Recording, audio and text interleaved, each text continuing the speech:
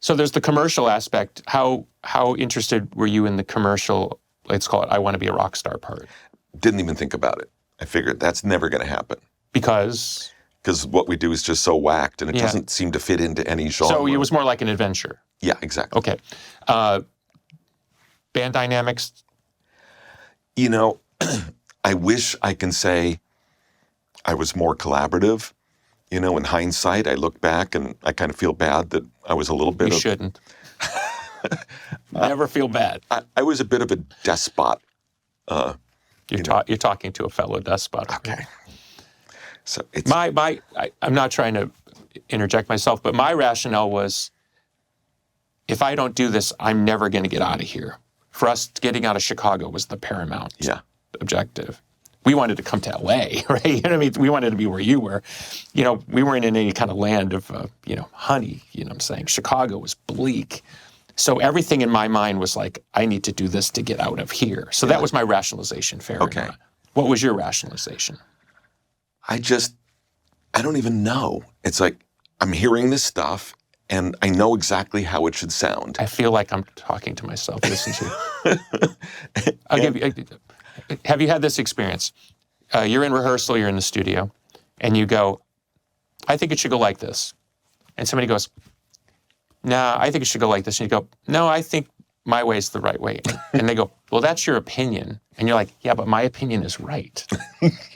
Have you had that feeling? Yes, exactly. Okay, I understand, because this is how I've always felt with my group is I hear the notes in my head and I don't feel there's another option. No, exactly. And they treat it like it's a sort of a la carte buffet. Right. Like, oh, there's all these notes you could play. And I'm like, no. This is the note. This is the rhythm. Yeah. And they treat it like it's some sort of weird throwing your weight around opinion. Yeah. It's like, no, you understand. This is like a religious thing for me. Like, this is the way I hear it. There's no variation. Yeah.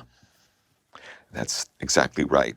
So was it the band dynamic? Then it sort of became your Oingo Boingo versus their Oingo Boingo? Yeah, and you know, it's weird. I mean, I was only in the band. The band was together for 17 years, but by the time we finished 8, 9, 10 years, I wanted out.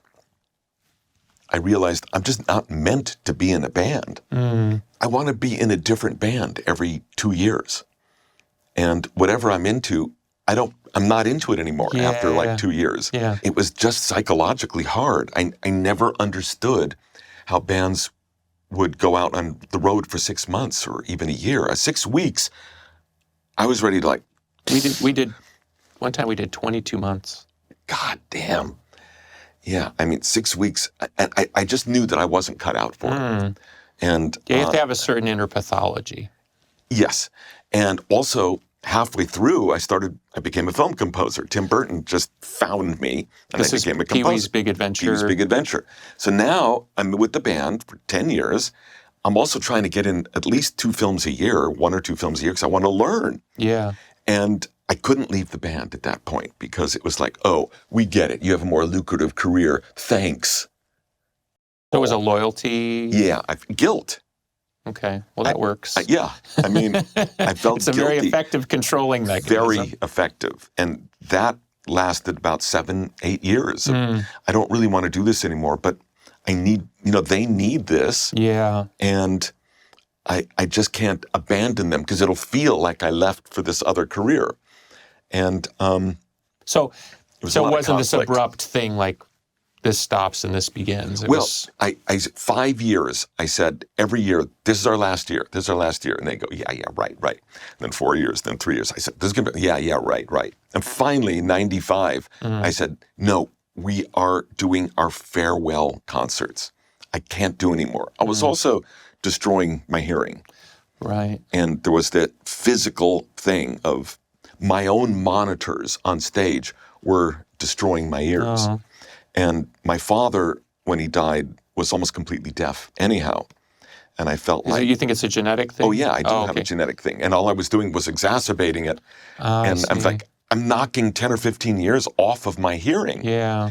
So that provided a lot of motivation to get out. Right. We didn't have in-ears at that point. So it was Tim Burton that approached you about Pee-wee and... Yeah, Paul Reubens and Tim Burton. Paul Reubens, Pee-wee Herman. But why you? Well, that's that's what I asked when I came in for me. I said, why me? I don't get it. And Tim was like, I think you could do a score. And I'm like, really?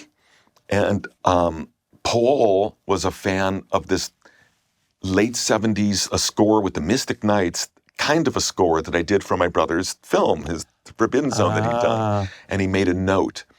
And so when they were talking about composers, Paul said, oh, you should check out this Danny Elfman guy.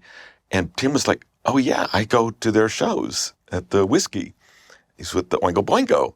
And so they both knew who I was and called me in for a meeting. And I said, just what he said, why me? And he goes, so he showed me some film.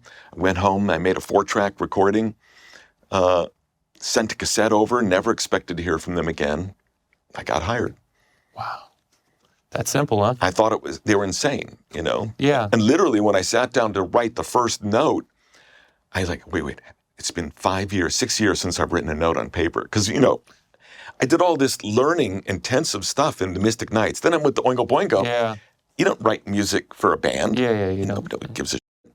And so I said, all that was for nothing. And then here I was 7 years later, I got to write it all down. Yeah. How did I do it?